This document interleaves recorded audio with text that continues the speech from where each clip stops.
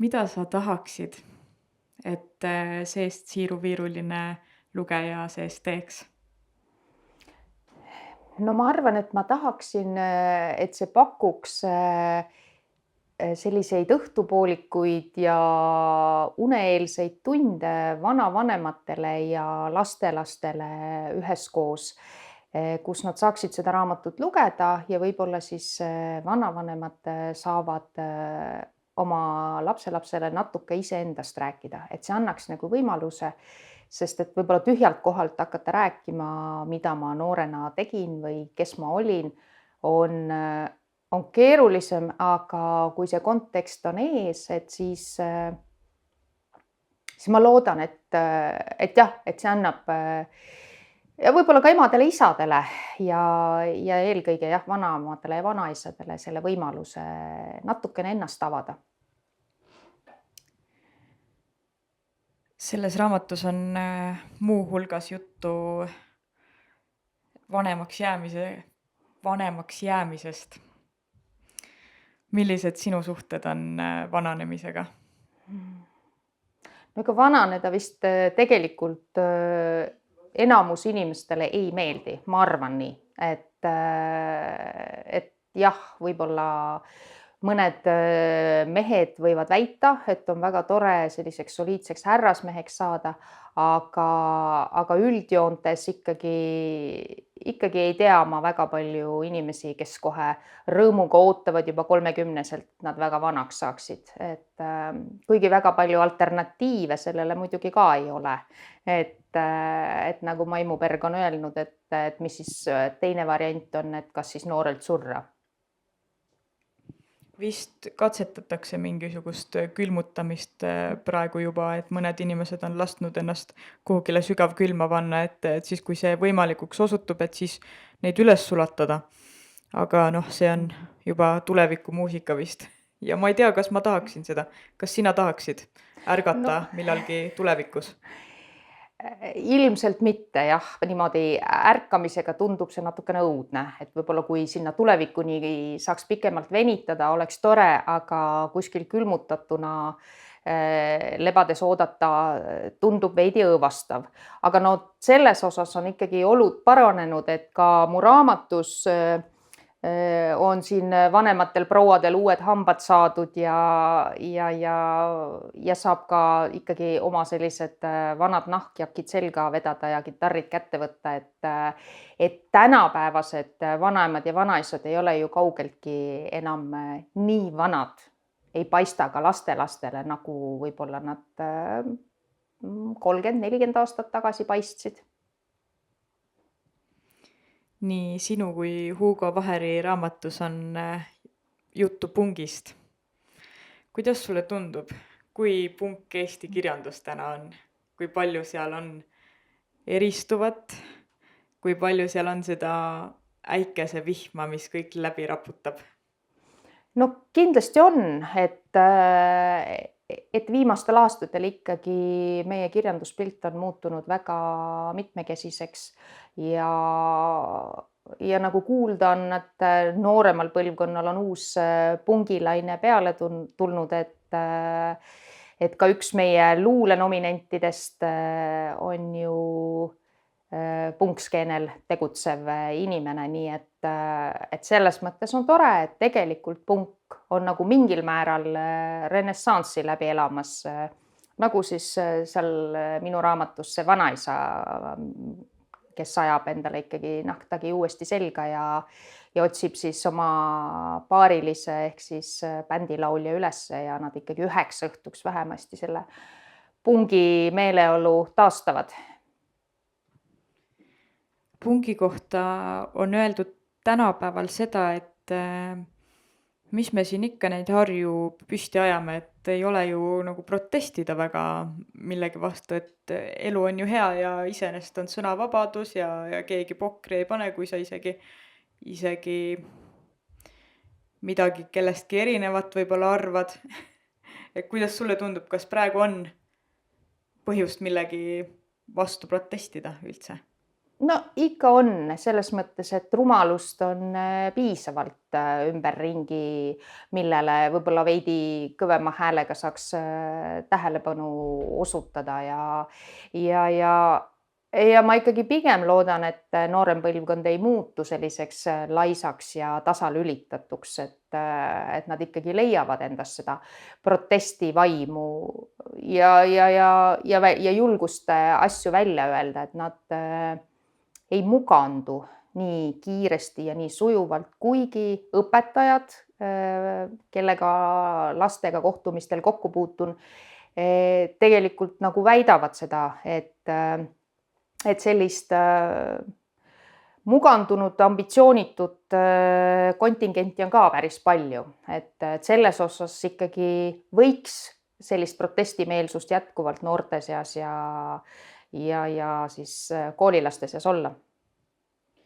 Ma mõtlen, et võib-olla see ükskõiksus on natuke ka kaitserefleks, et kuna kõik ärev ja sõjasündmused ja mis iganes veel tulevad meile kogu aeg uksest ja aknast sisse, et siis selleks, et üleüldse ellu jääda, peab nagu kuidagi natuke vähem hoolima kohati või on see liiga ennatlik järeldus? No minu meelest oleks kurb, kui noored ei hooliks, et nad kuidagi ennast nii välja lülitaksid ühiskonnast ja oma sellisest igapäevaelust, et nad pigem ei tulekski uksest välja ega ütlekski oma arvamust, et ma pigem ikkagi loodan, et seda ei juhtu. Selles raamatus on ka imeilusad ja värvikirevad pildid. Ava natukene ka seda koostööd kunstnikuga. Jaa, tegemist on juba teise raamatuga, mis on sündinud meil koostöös Tiiu Kitsikuga ja meil selline tunnetus väga hästi sujub ja kui siin selle loo puhul ma ikkagi väga ootasin seda põnevusega, et milline see pildi pool saab välja näha, ja tegelikult Tiiu ikkagi väga hästi tabas seda huumorit ja üldist meeleolu, et ma olen väga õnnelik ja rahul selle meie koostöö üle, et ka siin on näiteks seesama vana punkar, kellel enam ei ole juukseid ja hambaidki õieti suus, et kuidas siis üks punkar veenab teist, et teeks ikkagi korraks ikkagi sellise kontserdi ära. Et ja lasteraamatu puhul siin on siis pidu, mis lõpuks aset leiab vanaema sünnipäeval. Vanaema, kes ei tahtnud enam sünnipäevi pidada ja pidas ennast juba liiga vanaks, et lõpuks siis sai korralik pidu ikkagi ära peetud. Et lasteraamatu puhul kunstnikuga koostöö on väga tähtis, eriti kui tegemist on väikelaste raamatuga.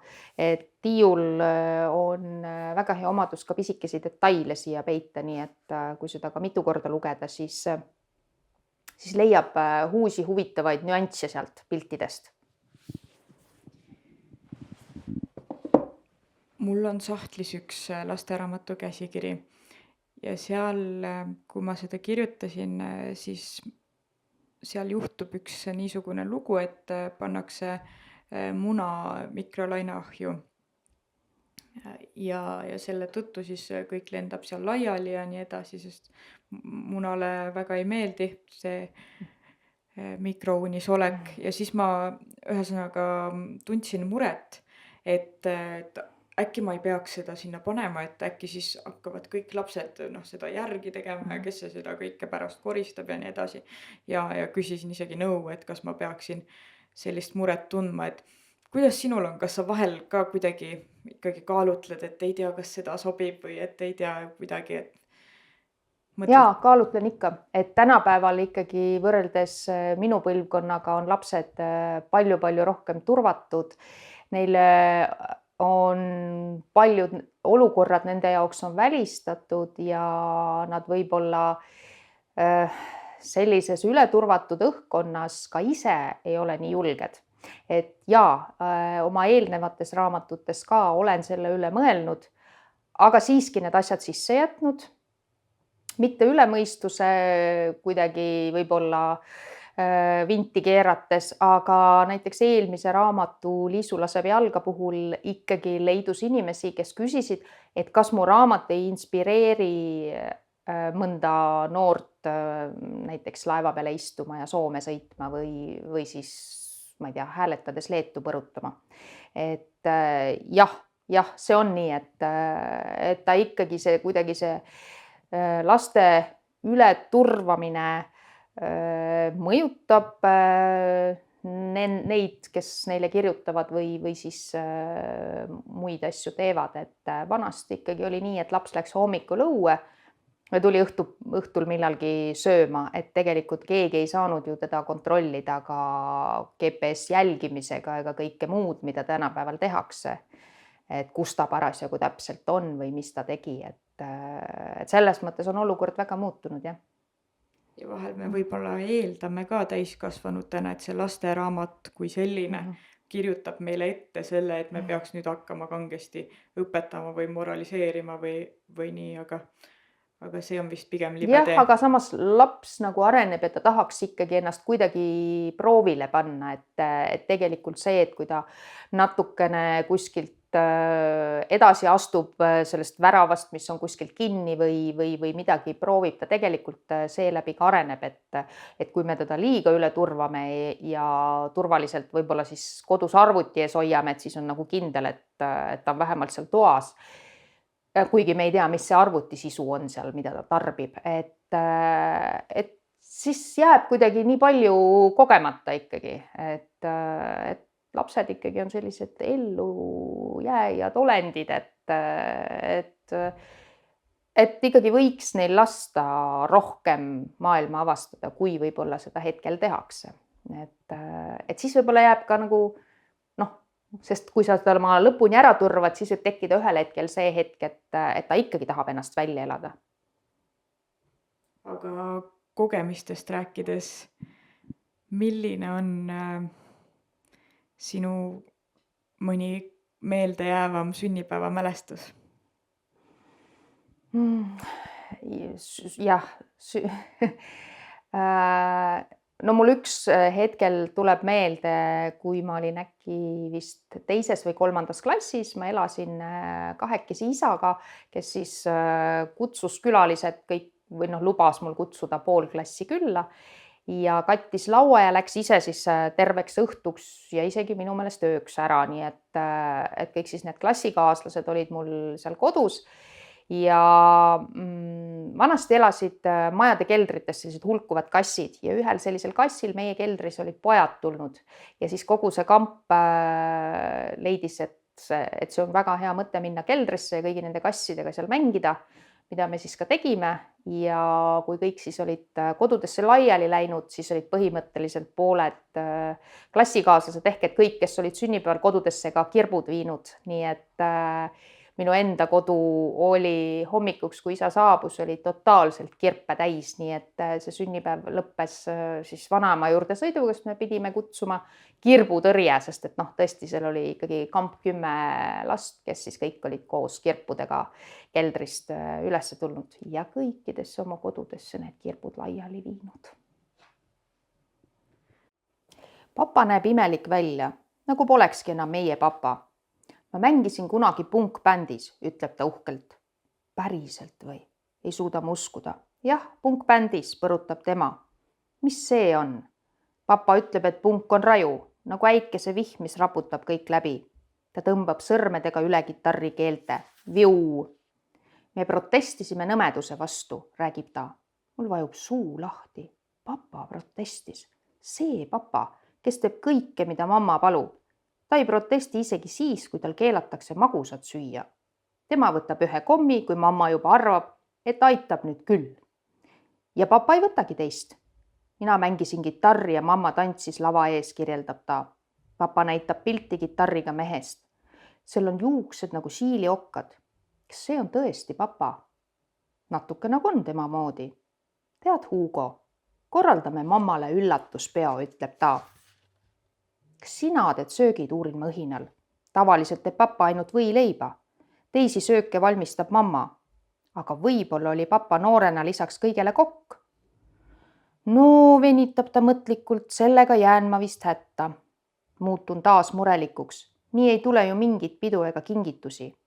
Äkki tädi Siiri aitab, arvab papa. Tema ju töötas kunagi kohvikus.